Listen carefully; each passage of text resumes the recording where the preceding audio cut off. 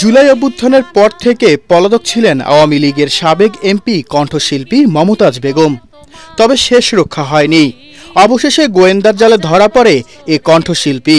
তার বিরুদ্ধে হত্যাসহ একাধিক মামলা রয়েছে। বৈষম্য বিরোধী ছাত্র আন্দোলনের সময় রাজধানীর মিরপুরে মারা যান ছাত্রনেতা সাগর। মামলার তদন্তকারী কর্মকর্তা আদালতকে জানান, আলোচিত এ হত্যা মামলায় মমতাজকে রিমান্ডে নিয়ে জিজ্ঞাসাবাদ করা প্রয়োজন। আদালত শুনানি শেষে সাবেক এই এমপির 4 দিনের রিমান্ড মঞ্জুর করেন। মানুষের ভোট চুরি করে কিভাবে ক্ষমতায় থাকা যায়, মানুষকে হত্যা করে কিভাবে ক্ষমতা থাকা যায়, সে কাজটি সে ফ্যাসিস্ট হাসিনাকে সহযোগিতা করেছিল।